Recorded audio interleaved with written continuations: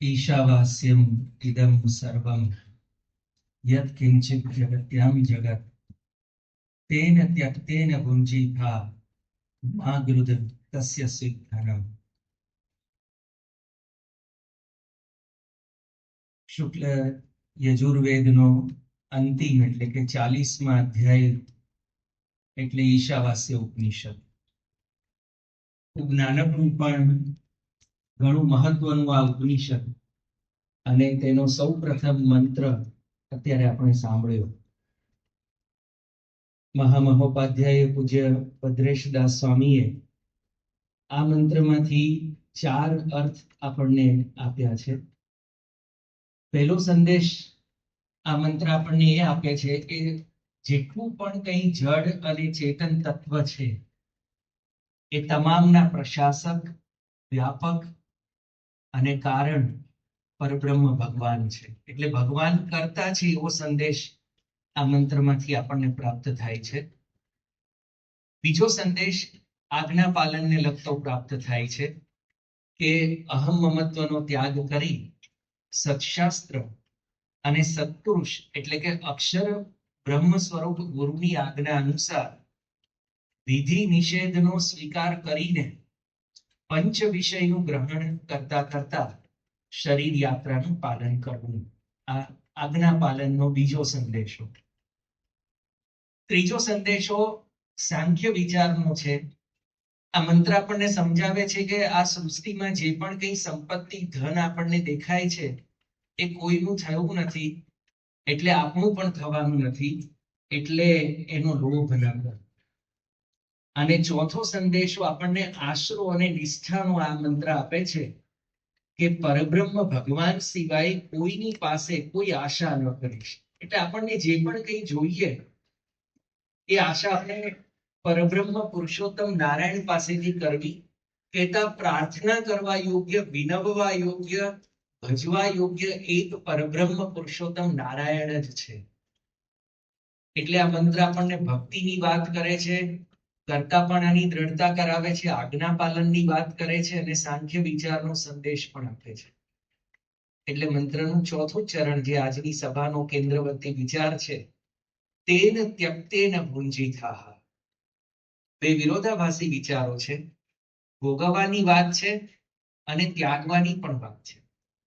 અને ત્યાગીને ભોગવે છે એ જ ભોગની ઉત્તમ રીત છે. એટલે કે ત્યાગ શ્રેષ્ઠ છે, ત્યાગ કરવા યોગ્ય છે. એ સંદેશ આ મંત્ર આપે છે.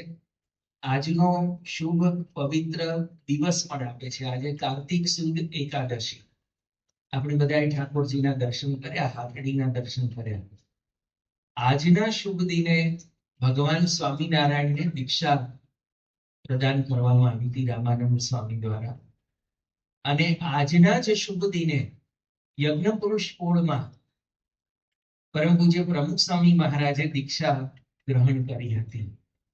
એટલે આપણા ઈષ્ટદેવ ભગવાન સ્વામિનારાયણ અને આપણા ગુરુ હરિ પરમ પૂજ્ય પ્રમુખ સ્વામી મહારાજનો દીક્ષા દિન એટલે આજનો શુભ દિન. આમ તો પરબ્રહ્મ અને અક્ષર બ્રહ્મ બંને માયાના નિયંતા છે, માયાથી અનાદિ મુક્ત છે. એટલે એમને માટે તો ત્યાગ એ આ લોકની શિક્ષાને અર્થે આપણે બધાને ગ્રહણ કરવા માટે હોય છે. એમને તો ત્યાગવાનું કશું હોતું નથી. પણ ભગવાન સ્વામિનારાયણ લોયાના ત્રીજા વચનામૃતમાં કહે છે કે અમારો સ્વભાવ કેવો હતો, તો ગો દોહન માત્ર એક સ્થાનકમાં રહેવાય પણ વધુ રહેવાય નહીં. એટલે સૂર્યોદયથી સૂર્યાસ્ત સુધીનો સમય એક સ્થાનમાં રોકાવાય, પણ એનાથી વધારે જ્યાં સ્થિર રહેવાની રુચિ નહોતી એવા ભગવાન સ્વામિનારાયણ બાળ વયમાં ગૃહત્યાગ કરીને અખિલ ભારતનું તીર્થાટન કરતા કરતા ક્યાંય રોકાયા નહીં. અને ચડી પીપળે પશ્ચિમ દીઠું. એમણે પશ્ચિમમાં એવું કીધું કે અહીંયા મારા ભક્તો નિવાસ કરે છે અને પછી કાયમ માટે અહીં આવીને વસ્યા અને આપણા માટે કલ્યાણનો માર્ગ પ્રશસ્ત કર્યો. પોતાના ત્યાગ અને વૈરાગ્યને જેમણે ગુજરાતમાં વિરામ આપ્યો, આપણને સૌને સદભાગી બનાવ્યા, એ ભગવાન સ્વામિનારાયણનો ત્યાગ અને વૈરાગ્ય હતો. કે ત્યાગનો આદર્શ હોવા છતાં એ ત્યાગ કલ્યાણકારી હતો. એમની યાત્રા કલ્યાણને માટે હતી. એમનું તપ, એમનું સંયમ અનંત જીવોનું કલ્યાણ કરવા માટે હતું. અને પ્રમુખ સ્વામી મહારાજનો ત્યાગ પણ એવો જ હતો. દિવાળીને 4 દિવસ બાકી હતા અને શાસ્ત્રીજી મહારાજનો સંદેશો આવ્યો અને પ્રમુખ સ્વામી મહારાજ ઘર છોડીને શાંતિલાલ નીકળી ગયા. એક વખત બાપાને એકવાર પૂછવામાં આવ્યું કે આપને એવું ન થયું કે દિવાળી સાવ નજીક છે, 4 જ દિવસ બાકી છે, તો દિવાળી ઘેર કરીને જઈએ? ત્યારે બાપા એકદમ હસી પડ્યા અને હસતા હસતા કહેલું કે આપણે તો બધા દિન દિવાળી કહીએ છીએ ને, સ્વામીની આજ્ઞા થઈ એટલે એમાં દિવાળી આવી. પ્રમુખ સ્વામી મહારાજની ઉંમર પણ બહુ નાની હતી, તરુણ વયના હતા, પણ કેવી વિરાટ સમજ, કેવું વિરાટ જ્ઞાન, કેવો વિરાટ ત્યાગનો આદર્શ કે ગુરુનો સંદેશો આવ્યો પત્ર રૂપે અને તરત જ સઘળું ત્યાગ કરી અને નીકળી ગયા. ભગવાન સ્વામિનારાયણ ગરડા પ્રથમના 38ના વચનામૃતમાં કહે છે, એમાં સાચા ત્યાગીનો આદર્શ આપણને શીખવે છે કે જે પદાર્થનો ત્યાગ કર્યો હોય તેનો પાછો કોઈ દિવસ મનમાં સંકલ્પ પણ ન થાય. એ ત્યાગનો આદર્શ છે.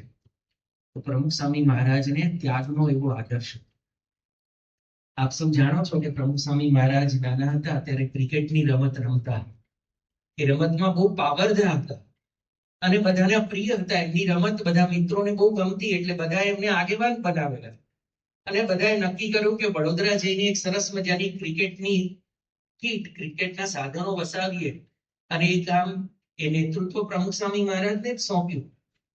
ક્રિકેટમાં આટલો બધો રસ, પણ સાધુ થયા અને બધું જ છોડી દીધું. તો એક વખત બાપા ગોંડલમાં હતા અને કેટલાક બાળકો, કિશોરો બાપાનો લાભ લેવા પોતાના ગામથી આવેલા. એ લોકો રિસેસના સમયમાં વચ્ચે જ્યારે સમય મળે ત્યારે લાભ લીધા પછી એ લોકો થોડી ક્રિકેટની રમત પણ રમી લેતા. આ સમાચાર જ્યારે પ્રમુખ સ્વામી મહારાજને આપવામાં આવ્યા ત્યારે બાપાએ કહ્યું કે મને ક્રિકેટમાં જેટલો રસ હતો એટલો જ અત્યારે ઉડી ગયો. હવે મને કઈ સમજણ ન પડે, બધું ભૂલાઈ ગયું. એકવાર મૂક્યું પછી એનો વિચાર ન આવ્યો. આપ વિચારો કે જે રમતમાં એમને દિલચસ્પી હતી, જે રમત, એમની રમત લોકોને પ્રિય હતી, લોકો પ્રભાવિત હતા, એ રમત એક વખત ત્યાગ કર્યો, બધું જ છોડી દીધું. પોતાને ગમતી રમત પણ એમણે મનમાંથી વિસારી દીધી. આ સહેલી બાબત નથી. આપણે બધા પૂજા કરવા બેસીએ ત્યારે આપણને ખ્યાલ આવે છે કે ગમતા ન ગમતા અનેક વિચારોનું આક્રમણ થઈ જાય. માળા ફરતી હોય પણ સ્વામિનારાયણ મંત્રનું રટણ ન જીભથી લેવાતું હોય ન મનથી લેવાતું હોય. ખાલી આપણી જાતનો આ વિચાર કરીએ ત્યારે આપણને ખબર પડે કે પ્રમુખ સ્વામી મહારાજનો ત્યાગ કેવો આદર્શ હતો. મહત્વાકાંક્ષાના મિનારાઓ ઘડીના 6ઠા ભાગમાં એમણે ધ્વસ્ત કરી નાખેલા. બહુ તેજસ્વી વિદ્યાર્થી હતા, હોશિયાર હતા અને એમને સંકલ્પ હતા અંગ્રેજી ભણવાના. અને શાસ્ત્રીજી મહારાજે વચન પણ આપેલું કે તમે દીક્ષા લઈ લો, સાધુ થાવ, પછી હું તમને અંગ્રેજી ભણાવશું. અને દીક્ષા લીધીને બીજા જ દિવસથી સંસ્કૃતનો અભ્યાસ શરૂ કરાવ્યો. હવે કેવું વસમું લાગે, કેવું કઠણપણે આ વિચારને પચાવવો, સ્વીકારવો. પણ પ્રમુખ સ્વામી મહારાજે બહુ જ સહજતાથી સ્વીકારી લીધું. મનની ગાંઠો છોડી દીધી હતી. એમણે કોઈ જ વિચાર પોતાની સાથે રાખ્યો નહોતો, બધું જ ત્યાગી દીધેલું. એટલે પ્રમુખ સ્વામી મહારાજ બોલ્યા કે અંગ્રેજી અભ્યાસનો વિચાર શાસ્ત્રીજી મહારાજે માંડી પાડ્યો એટલે આપણે માંડી પાડ્યો. ગુરુની મરજી જાણ્યા પછી ભાષાને વળગી રહીએ તો સ્વામીનો રાજીપો ન થાય. એમની ઈચ્છા ન હોય ને ભાષાને વળગી રહીએ તો આપણને શાંતિ પણ ન થાય. કેટલી સ્પષ્ટ સમજ, ત્યાગની કેટલી સ્પષ્ટતા કે જે મારા ગુરુને ગમે છે એ મારે કરવું છે, જે મારા ગુરુને નથી ગમતું એ મારે ક્યારેય કરવું નથી. અને એટલે એમનો ત્યાગ સહજ હતો, સ્વાભાવિક હતો, પ્રેરણાદાયી હતો, પ્રભાવશાળી હતો. આખા વિશ્વને એમના ત્યાગે પ્રભાવિત કર્યા. અને એટલે ઘણા બધા લોકોને એમાંથી ત્યાગાશ્રમની પ્રેરણા મળે. 1200 સંતોને એમણે ત્યાગાશ્રમની દીક્ષા આપી. નવયુવાન, તેજસ્વી, દેશ પરદેશના સિતારા એમણે ત્યાગ ગ્રહણ કર્યો. આ સહેલું નથી ઘરને મૂકવાનું. એક વખત પ્રમુખ સ્વામી મહારાજ બોચાસણમાં હતા. કાર્યાણીના છઠ્ઠા વચનામૃત ઉપર 2.5 કલાક બાપાએ પારાયણ કર્યું. એ પારાયણ દરમિયાન સામે બેઠેલા શ્રોતાઓમાંથી એક યુવક હતા, પ્રવીણભાઈ, એમને સાધુ થવાની ઈચ્છા હતી. એમણે પોતાનો સ્વાનુભવ, કોઈકનો પ્રતિભાવ રજૂ કર્યો. એમણે કહ્યું કે બાપા, એક જણ મને વઢ્યા હતા. કેમ વઢ્યા હતા, શું કહ્યું હતું? એમણે કહ્યું કે મને વઢીને એ ભાઈએ કહ્યું કે સાધુ થવું તો કાયરનું કામ છે, એક ઘર તો ચલાવી જુઓ. આવી રીતે ઉપાલંબ કરે. આ સાંભળીને પ્રમુખ સ્વામી મહારાજે કીધું કે ભગત, સંસાર તો કૂતરાય ચલાવે છે ને પક્ષીઓ પણ ચલાવે છે. તેને નભાવવા માટે કોઈને ઉપદેશ આપવો પડતો નથી. ગુણાતીત સ્વામીએ કહ્યું કે વ્યવહાર માર્ગ તો કઠણ નથી, પણ જ્ઞાન માર્ગ સમજવો તે કઠણ છે, ને એ માર્ગે ચાલવું કઠણ છે. આદિવાસી પણ સંસાર ચલાવે છે, તે કાંઈ કઠણ નથી. તેને નથી કોઈ કહેવા જતું કે સંસાર વ્યવહાર આમ ચલાવજે. મૂકવું તે શૂરવીરનું કામ છે. સમજાયું હવે? આ બાપાના ઠાલા શબ્દો નહોતા, નક્કર અનુભૂતિ હતી, પ્રતીતિ હતી, અનુભવનો રણકાર હતો, અને ભગવાનના સંબંધનો અને ત્યાગની કુમારી અને એના આનંદનો રણકાર હતો આ શબ્દોમાં. અને એટલે આજે મને કહેવાનું મન થાય છે કે પ્રમુખ સ્વામી મહારાજનો આપણી સમગ્ર ગુરુ પરંપરાનો જે ત્યાગ છે ને, એ ત્યાગ આદર્શ ત્યાગ છે. એવો ત્યાગ દુનિયામાં બીજે ક્યાંય આપણને જોવા ન મળે. એકદમ સહજ ત્યાગ, જેમાં બધાની સ્વીકૃતિ. એવો ત્યાગ કે જેમાં પળે પળ ભગવાનની સ્ફૂર્તિ. અને એવો ત્યાગ કે એના સંપર્કમાં જે આવે એના મનમાંથી જગતના સંકલ્પો આપમેળે ખરી પડે. આ 1200 સંતો, એક સંતોના જીવનમાં ઊંડા ઉતરજો. એમને જઈને ક્યારેક પૂછજો કે તમારામાં આ સાધુતાનો, આ ત્યાગાશ્રમનો સંકલ્પ કેવી રીતે પ્રગટ્યો. યોગીજી મહારાજે અનેક લોકોને કહેતા કે ઓ થઈશ, અને એવી રીતે સાધુ થવાની પ્રેરણા આપેલી. આવી પ્રેરણા આપ્યા પછી પ્રમુખ સ્વામી મહારાજ જયારે યોગીજી મહારાજ અંતર્ધાન થયા પછી જયારે વિદેશ યાત્રાએ ગયા, ત્યારે બાપા તો જયારે યોગીજી મહારાજે યુવાનોને સાધુ થવાનો કોડ આપ્યો ત્યારે ઘણા પ્રસંગોએ હાજર નહોતા. એ યુવકોને અને એના પરિવારજનોને પણ એ વખતે પ્રમુખ સ્વામી મહારાજની હાજરીની કોઈ સ્મૃતિ નહોતી, કારણ કે સ્વામી નહોતા.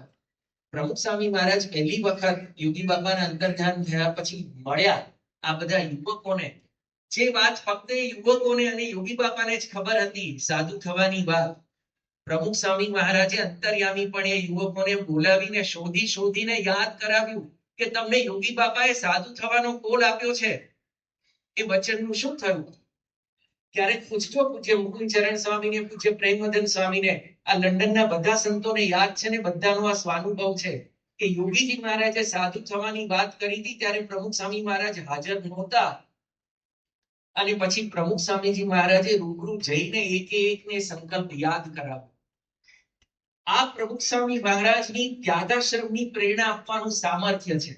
આપણા અમદાવાદના ઘણા બધા સંતોનો, અરે તમામ સંતોના અનુભવનો વિચાર કરીએ ને તો દરેકના જીવનમાં એક એવો પ્રબળ અનુભવ થયો છે ભગવાનનો, ભગવાનના ઈશ્વર્યનો, સામર્થ્યનો, પ્રમુખ સ્વામી મહારાજની પવિત્રતાનો, કે એક જ પ્રસંગના આધારે, એક જ પ્રસંગના અનુભવે એ લોકો સાધુ થવા માટે નીકળી ગયા. આપણા વર્તમાન ગુરુ હરિપરમ પૂજ્ય મહંત સ્વામી મહારાજ ઘણીવાર કહે છે કે સૌ પ્રથમ વખત મને સાધુ થવાની વાત જો કોઈએ કરી હોય તો એ પ્રમુખ સ્વામી મહારાજે કરી. ફક્ત મહંત સ્વામી મહારાજ નહીં, અનેક સંતોને પ્રમુખ સ્વામી મહારાજે આવી પ્રેરણા આપેલી. આપણા પૂજ્ય યજ્ઞપ્રિય સ્વામી છે, કંઠારિયામાં પારાયણ હતું એમના ગામમાં, અને પારાયણના વક્તા પદે પ્રમુખ સ્વામી મહારાજ પોતે હતા. પણ એ વખતે બન્યું એવું કે રસોઈમાં મદદની જરૂર પડી. ચૂલો ફૂંકવા છતાં લીલા લાકડા હતા, સળગતો નહોતો. પ્રમુખ સ્વામી મહારાજ તરત જ દોડી ગયા, તેલના ડબ્બાને આડો પાડી એના ઉપર બેસી અને ચૂલો ફૂંકવા માંડ્યા અને પૂરીઓ તળવા માંડ્યા. આ દ્રશ્ય નજરે જોયું અને યજ્ઞપ્રિય સ્વામીને પ્રેરણા થઈ કે કેવી સાધુતા, કેવી ભક્તિ, કેવી સેવા વૃત્તિ. આ ખરેખર પ્રમુખ સ્વામી મહારાજ અજોડ છે, અને એ પ્રેરણાથી સાધુ થઈ ગયા. પ્રમુખ સ્વામી મહારાજ પહેલી વખત વિદેશ પ્રવાસે, ધર્મયાત્રાએ, આફ્રિકાની યાત્રાએ નીકળેલા 1970ની સાલ. સ્વામી મહિનાઓ સુધી એ વિચરણ કર્યું, દૂર દેશમાં વિચર્યા, અનેક કાર્યક્રમો, અનેક પધરામણી પારાયણોના શૃંખલાઓની વચ્ચે તેઓ પૂજ્ય નિખિલેશ સ્વામીને ભૂલ્યા નહોતા. એ વખતે નિખિલેશ સ્વામીનું નામ હતું કિરીટભાઈ. વિદેશ યાત્રા પૂરી કરીને પ્રમુખ સ્વામી મહારાજ કિરીટભાઈને મળ્યા અને એમણે કિરીટભાઈને કહ્યું કે હું આફ્રિકાથી તમારા માટે શીખી લોહીનું શર્ટ લઈને આવ્યો છું. નવું નક્કોર શર્ટ એમને ભેટ આપ્યું. અને નિખિલેશ સ્વામીને એ વખતે કદાચ એવા જ વિચારો આવ્યા હશે, સો જનનીના હેત લાજે. એક તરફ સંપૂર્ણ જગતનો ત્યાગ, નિસ્પૃહ, અને છતાંય નાના નાના બાળકોને, યુવકોને માટે કેટલો બધો પ્રેમ હશે કે આટલા વ્યસ્ત કાર્યક્રમ અને અનેક કાર્યક્રમો, અનેક જવાબદારીઓની વચ્ચે પણ એ પોતાના યુવકોને, બાળકોને ભૂલતા નથી. અરે હદ તો ત્યાંથી કે અટલાદરામાં પાટોત્સવ હતો. પાટોત્સવની વિધિમાં પરમ પૂજ્ય પ્રમુખ સ્વામી મહારાજ સામેલ થવાના હતા અને સવારથી સ્વામી બાપાની તબિયત લથડી, વારંવાર ઉલટી થયા કરે. અને એવી પરિસ્થિતિમાં પણ સ્વામી બાપાએ કહ્યું કે ના, પાટોત્સવ તો આપણે કરવો જ છે. સ્વામી બાપા પાટોત્સવની ચાલુ વિધિમાંથી એક બે વખત તો નીચે ઉલટી કરવા માટે બહાર આવવું પડ્યું, પણ ફરી પાછા શુદ્ધ થઈ, સ્વચ્છ થઈ અને બાપા ઠાકોરજીની વિધિમાં જોડાયા. આવી પ્રમુખ સ્વામી મહારાજની તબિયત હતી. આવી લથડતી તબિયતમાંથી સહેજ ઠીકઠાક થયું અને બાપાએ પંચમહાલનું વિચરણ શરૂ કર્યું. 6 દિવસમાં 14 ગામોમાં વિચરણ કર્યું. આપ વિચારો કે કેવો ભીડો બેઠ્યો હશે. એવા એક વિચરણમાંથી સ્વામી બાપા દેવગઢ બારિયામાં હતા. વિચરણ પૂરું કરીને સાંજના સમયે જ્યારે ઉતારે પાછા આવ્યા ત્યારે એમને ખબર પડી કે એમની સાથે વિચરણમાં ફરતા એક યુવક બીમાર પડ્યા છે અને તાવ આવ્યો છે. બાપા તરત જ બધું કામ બાજુ પર મૂકી અને યુવક પાસે પહોંચી ગયા અને તાવગ્રસ્ત યુવકનું માથું દાબવા માંડ્યા. એટલું જ નહીં, બીજા સંતોને બોલાવીને સૂચના આપી કે તમે આમને અનુકૂળ થાય એવું તમે ભોજન બનાવજો, એમને અનુકૂળ થાય એ પ્રમાણે તમે આરામની સગવડ કરજો. બાપાને તો ઘણા કામ હોય, પણ બાપા ત્યાંથી ખસ્યા નહીં. જેમ નાનું બાળક બીમાર પડે અને માતા એને છોડીને જાય નહીં, માતા એને હૂંફ આપે, એમ પ્રમુખ સ્વામી મહારાજે ત્યાં જ બેઠા બેઠા પત્રો મંગાવ્યા, પેડ મંગાવ્યું, પેન મંગાવી. બાપાએ તો હું અહીંયા જ બેસીને પત્રો લખીશ અને સ્વામી બાપાએ ત્યાં બેસી અને પત્ર લેખનની સેવા કરી. હવે તમે વિચારો કે આ યુવક આવી રીતે પ્રમુખ સ્વામી મહારાજનો સ્નેહ પામ્યો હોય, પછી સાધુ ન થાય તો શું થાય? એ યુવક એટલે બાળ પ્રવૃત્તિ મધ્યસ્થ કાર્યાલયના મુખ્ય સંત પૂજ્ય વિશ્વ સ્વરૂપ સ્વામી. પૂજ્ય અક્ષર પુરુષ સ્વામી પણ આપણા અમદાવાદ મંદિરમાં જ બિરાજે છે. વર્ષો સુધી પૂજારીની સેવા કરી. યુવકમાં એમને લાંબા વાળ રાખવાનો બહુ શોખ હતો ને એ વખતે ફેશન પણ હતી. એટલે ઘણા બધા એ પ્રમુખ સ્વામી મહારાજને ફરિયાદ કરી, સૂચન પણ કર્યું કે આના વાળ કપાવો. બાપાએ અક્ષર પુરુષ સ્વામીની એ વખતની યુવાનની લાગણી સાચવી લીધી અને બાપાએ કીધું કે જેટલા વાળ વધારવા હોય એટલા વધારી લે, પછી છેવટે તો મુંડો જ કરવાનો છે. અને આજે સંત તરીકે આપણને દર્શન આપી રહ્યા છે. આ એક વાક્ય જીવન પલટી નાખે એવું સામર્થ્યમાં કેવી રીતે હોય જો ભગવાનને અખંડ ધારણ કર્યા હોય. ગોંડલમાં પ્રમુખ સ્વામી મહારાજ બિરાજમાન હતા. 1989ની સાલ લગ્ન પ્રસંગે એક કુટુંબ ત્યાં ગોંડલ પહોંચ્યું. પરિવારજનો, વડીલો તો બધા લગ્ન સમારંભમાં પહોંચી ગયા, પણ એ પરિવારના 2 નાના બાળકો સભામાં જ બેસી રહ્યા, ઉભા જ ન થયા. એટલે સંતોએ બાપાનું ધ્યાન દોર્યું કે બાપા, આ છોકરાઓ આવ્યા છે લગ્નમાં પણ ગયા નથી, કથાનો લાભ લે છે.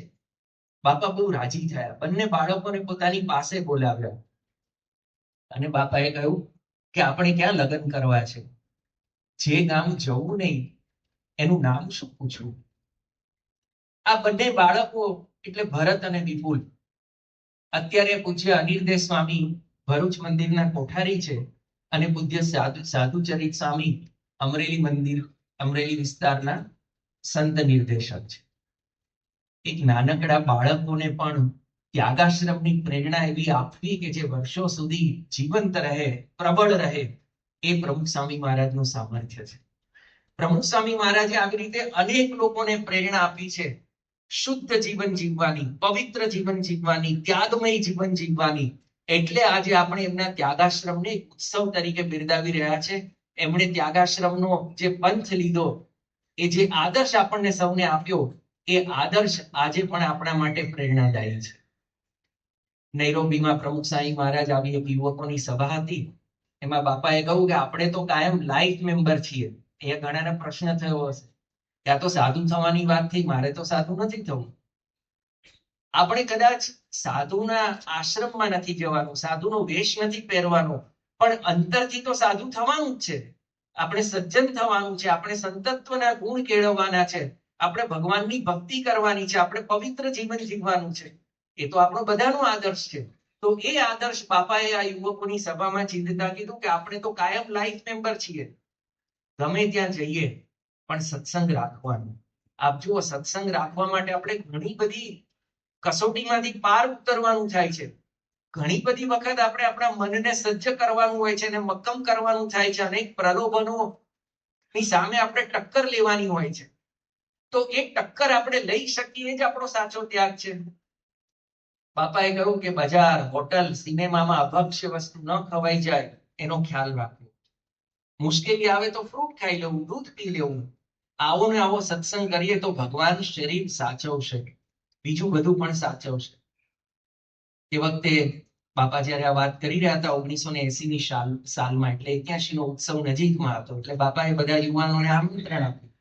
બાપાએ કહ્યું કે દેશમાં દ્વિશતાબ્દી મહોત્સવ ઉજવવાનો છે.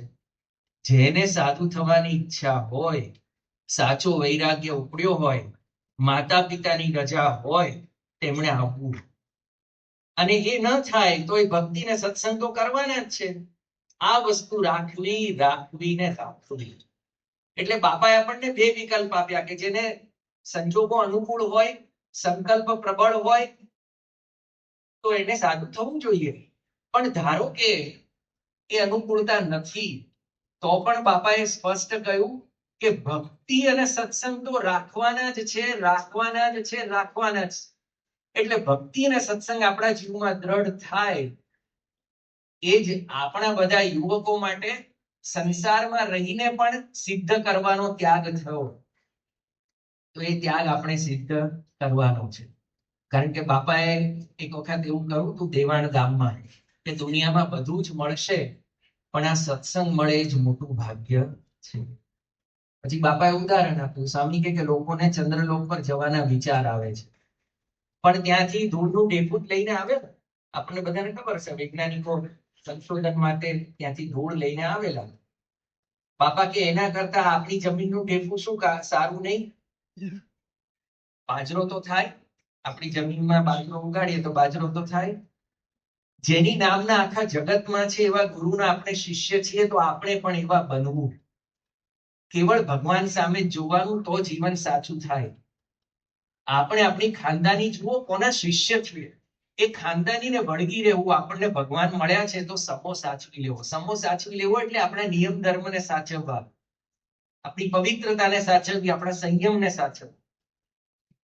અને જ્યારે એવા ભક્તો મળે ને, ત્યારે ભગવાન અને સંતને પણ ઉલટ આવે, રાજી થઈ જાય. એને એમ થાય કે લાવ આને પણ સાચો ત્યાગ શીખવાડી દઉં. એટલે એકવાર બાપા આફ્રિકામાં બિરાજમાન હતા અને સામે બધા તમારા જેવા મુમુક્ષુઓ બેઠેલા, બળિયા ભક્તો. એટલે બાપા એમને જોઈને બોલ્યા, સ્વામી કે સત્સંગનો લાભ મળતો હોય તો લાખોનું નુકસાન થતું હોય તો પણ થવા દો. આ વાક્યની વિશેષ સમજૂતી બાપાએ આપી અને પછી બાપાએ આગળ કહ્યું કે યોગી બાપાએ 25,000 નો નફો જતો કરવાની વાત કરી છે. તેઓ વ્યવહાર કુશળ હતા. આપણે બધા જાણીએ છીએ કે યોગી બાપાએ જ્યારે 25,000 નો નફો જતો કરીને રવિ સભા ભરવાનો આગ્રહ કર્યો, ત્યારે સંસ્થામાં પૈસાની કેટલી ખેંચ હતી. યોગીજી મહારાજ અક્ષરદેરીમાં જે પણ કઈ સેવા આવે એમાંથી કડિયાઓના પગાર ચૂકવતા. લિખિત યજ્ઞ પુરુષ દાસમાં આપ બધા એ સારી રીતે જાણો છો વાંચન કરીને કે અત્યંત નાણાકીય કટોકટી હતી. એવા સમયમાં યોગી બાપા કહે છે કે 25,000 નો નફો જતો કરીને પણ રવિ સભા ભરવી. યોગી બાપા વ્યવહાર કુશળ હતા. તો કે છે કે યોગી બાપા વ્યવહાર કુશળ હતા, આપણા કરતા 1000 ગણી એમને ખબર હતી. ગુણાતીતાનંદ સ્વામીએ પણ કરોડ કામ બગાડીને એક મોક્ષ સુધારવાની વાત કરી છે. આ કવિઓને કલ્પના આવે એવી કલ્પના નથી, ભગવાનના સુખના સાક્ષાત અનુભવીના શબ્દો છે. એટલે ભગવાનને પ્રિય થઈએ ને તો ભગવાનની આજ્ઞા સવાઈ પાડવાની હોય. આપ બધાને ખ્યાલ હશે કે પ્રમુખ સ્વામી મહારાજ જયારે સારંગપુરમાં હતા શાસ્ત્રીજી મહારાજની સાથે, અને એક વ્યક્તિ આવ્યા, એ મહાનુભાવને ફોટો પાડવાની ઈચ્છાથી એમણે શાસ્ત્રીજી મહારાજનો ફોટો પાડ્યો. શાસ્ત્રીજી મહારાજ બહુ પ્રતાપી, પ્રભાવશાળી અને એકદમ કહેવાય ને કે કોઈ પણ માણસ એમનાથી આમ તરત જ પ્રભાવમાં આવી જાય એવું એમનું આકર્ષક અને તેજસ્વી વ્યક્તિત્વ હતું. ફોટામાં એવું એક દોર દમામ બાપાનો શાસ્ત્રીજી મહારાજનો દેખાયો. પછી એક પ્લેટ વધી હતી એટલે એમની ઈચ્છા થઈ કે બાપા બીજો પણ એક ફોટો પાડવો છે. એટલે શાસ્ત્રીજી મહારાજે નાનકડા નારણદાને બોલાવીને પાસે બેસાડીને પછી બીજો ફોટો પડાવ્યો. એમાં શાસ્ત્રીજી મહારાજની મૂર્તિ બહુ સૌમ્ય અને પ્રેમાળ અને બધા પર કૃપા વરસાવતી હોય અને નારાયણ સ્વરૂપદાસ પર અત્યંત રાજીપો દર્શાવતી હોય એવું દેખાય. બધાને અનુભવાય. આજે પણ આપણે છબી જોઈએ છે તો આપણને એ અનુભવ થાય છે. તો આવી શાસ્ત્રીજી મહારાજની પ્રમુખ સ્વામી મહારાજ પર કૃપા હતી, એમના વિશે પ્રેમ હતો. જ્યારે શાસ્ત્રીજી મહારાજની 81મી જન્મ જયંતિ ઉજવાતી હતી અને બહુ જ મોટો સમયો હતો, એની કાર્યવાહીમાં પ્રમુખ સ્વામી મહારાજ અનેક પ્રકારની સેવા પ્રવૃત્તિઓમાં જોડાયેલા રહેતા, મોડી રાત સુધી સેવામાં હોય. રાત્રે જ્યારે સુવા આવે ત્યારે બધા જ સેવા કરીને થાકી ગયા હોય, સૂઈ ગયા હોય, અને ત્યારે બધી સુવિધાઓની ખેંચ રહેતી એટલે પાત્રણની પણ ખેંચાતાણી હોય. અને શાસ્ત્રીજી મહારાજને ખબર કે નારણદા જ્યારે સુવા આવશે સૌથી છેલ્લા, ત્યારે એમને માટે પાગરણ બચ્યું નહીં હોય, ઓઢવા પાથરવાનું નહીં હોય, તો ખાસ યાદ કરીને શાસ્ત્રીજી મહારાજ એક રજાઈ પોતાના માથા નીચે મૂકી રાખતા. અને પ્રમુખ સ્વામી મહારાજ જ્યારે સેવા પતાવીને મોડી રાત્રે પાછા આવે ત્યારે એમને ઓઢવા પાથરવા માટે આપતા. આટલું જ્યારે શાસ્ત્રીજી મહારાજનો પોતાનો આટલો સન્માનનો મહોત્સવ હતો, એ મહોત્સવમાં પણ એમને પોતાના સન્માનની પડી નહોતી, પણ પોતાના પ્રિય શિષ્ય નારણદાને સાચવવાની, એમનું જતન કરવાની ખેવના હતી. આટલો બધો પ્રેમ એમનો પ્રમુખ સ્વામી મહારાજ પ્રત્યે હતો. પણ પ્રમુખ સ્વામી મહારાજે ક્યારેય એ પ્રેમને વિસારીને એમણે તો એવું જ વિચાર્યું કે ગુરુનો પ્રેમ છે, ગુરુની કૃપા છે, તો હું ગુરુની આજ્ઞા સવાઈ પાડું. એમ આપણે બધાએ પણ આપણા માટે ત્યાગનો માર્ગ એટલે આજ્ઞાનું પાલન. આપણા માટે ત્યાગનો માર્ગ એટલે તિલક ચાંદલો કરવો. આપણા માટે ત્યાગનો માર્ગ એટલે રવિ સભામાં નિયમિત સમયસર પૂરેપૂરા સમય માટે હાજર રહેવું. આપણા માટે ત્યાગનો માર્ગ એટલે અભક્ષ ન ખાવું. એક વખત પ્રમુખ સ્વામી મહારાજે યુવકોને પરદેશમાં વાત કરેલી કે મારે 2 સૂચન કરવા છે, જો તમને સ્વીકાર્ય હોય તો. અને પછી બાપાએ કહ્યું તું કે ત્યાં ભાઈઓ અને બહેનો, યુવકો અને યુવતીઓ સાથે મળીને ગરબા ગાતા હોય કે સાથે મળીને કોઈ કાર્યક્રમ કરતા હોય ત્યાં આપણે ન જવું. તો પ્રમુખ સ્વામી મહારાજની રુચિ યુવકો માટે ત્યાગાશ્રમનો એક સુંદર નિયમ અને ગુણ એટલે નિષ્કામ ધર્મનું યથાર્થ પાલન. આપણા માટે યુવક અવસ્થામાં ત્યાગાશ્રમ એટલે ભગવાનની ભક્તિ, ભગવાનની સેવા કરવી, સારી રીતે પૂજા કરવી, સારી રીતે શાસ્ત્રોના આદેશોનું, સત્પુરુષના આદેશોનું પાલન કરવું. એ આપણા માટે સાચો ત્યાગ એટલે મા બાપની સેવા કરવી. એ જે રીતે શાસ્ત્રીજી મહારાજની અનુવૃત્તિ પ્રમુખ સ્વામી મહારાજે પાડી, જે રીતે શાસ્ત્રીજી મહારાજને પ્રમુખ સ્વામી મહારાજે પ્રસન્ન કર્યા, જે રીતે શાસ્ત્રીજી મહારાજની આજ્ઞાનું પાલન કર્યું, એવી રીતે આપણે આપણા મા બાપને રાજી કરવા, મા બાપની આજ્ઞાનું પાલન કરવું, મા બાપની સાથે સંપથી એક રૂચિથી રહેવું. એવી જ રીતે આપણે સંતોને રાજી કરવા, એવી રીતે આપણે આપણા ગુરુને રાજી કરવા. એ જ આપણા માટે ખરો ત્યાગાશ્રમ કહી શકાય. તો આજના દિવસે પરમ પૂજ્ય પ્રમુખ સ્વામી મહારાજ અને ભગવાન શ્રી સ્વામિનારાયણના ચરણોમાં પ્રાર્થના કરીએ કે આપણા સૌના હૈયામાં એક ગૃહસ્થ, એક યુવક તરીકે ત્યાગાશ્રમનો જે આદર્શ છે એ સ્થાપિત થાય અને આપણને જે આ અજોડ સંત પરંપરા પ્રાપ્ત થઈ છે, જે નિર્દોષ છે, જે સંયમી છે, જે પરમ પવિત્ર છે, જે પ્રેરણાદાયી છે, જે બીજે ક્યાંય જોવા મળે એવી નથી, એ તમામ સંતોનો આપણે આદર કરીએ. એ સંતોને જેમણે આવું સુંદર ત્યાગાશ્રમનું જીવન આપ્યું છે, એ આપણા સૌના ગુરુહરિ પરમ પૂજ્ય મહંત સ્વામી મહારાજ અને પરમ પૂજ્ય પ્રમુખ સ્વામી મહારાજના ત્યાગાશ્રમના આદર્શોને વારંવાર વિચારીએ, એનું ચિંતન કરીએ અને યત કિંચિત યથાશક્તિ યથામતિ આપણા આચરણમાં પણ લાવવાનો પ્રયત્ન કરીએ. સ્વામિનારાયણ ભગવાનની જય.